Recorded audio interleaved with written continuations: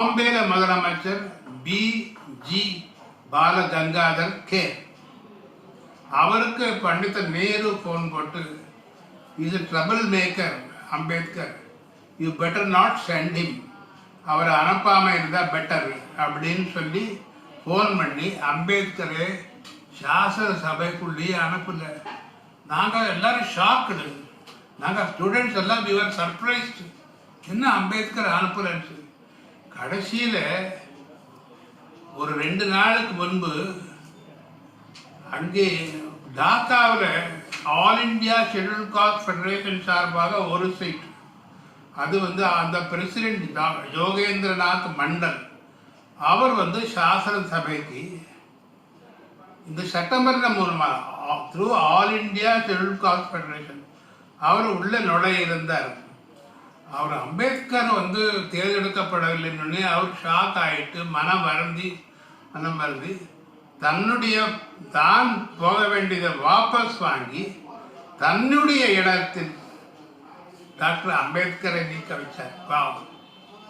அப்படிதான் டாக்டர் அம்பேத்கர் காங்கிரஸினுடைய சூழ்ச்சியை முறியடித்து டாக்கா மூலமாக யோகேந்திரநாத் மண்டல் மூலமாக மெம்பராக வந்தார்.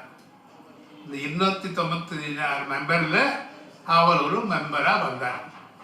இது நடந்தது டிசம்பர் 9, 1946 முடிஞ்சது. அங்கே மெம்பர் ஆயிட்டார். இதற்கு பிறகு நிறைய ஆர்டிகிள்ஸ் ஷரத்துகள் கொண்டு வரணும், அதை டிராஃப்ட் பண்ணணும். டிராஃப்டிங்கு ஒரு கமிட்டி வேணும். அதுக்கு ஒரு சின்ன கமிட்டியில் 8 பேர் தான், 7 பேர்.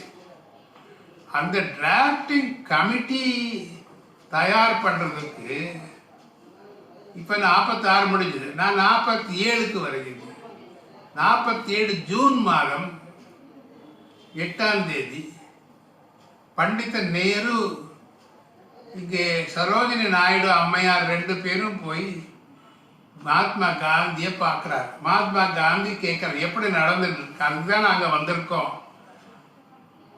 இந்த வரைவு குழுவுக்கு வெள்ளக்காரன் தான் யார், அவன் ஒரு பெரிய வெள்ளக்காரனாக இருக்கக்கூடியவன் அவரை அவன் பேர் சர் ஐவர் IBOR ஜென்னிங்ஸ். அவர் இலங்கை கூட எழுதியிருக்காரு. அவரை நாம் வர வச்சு I want to take your permission, Gandhiji, to import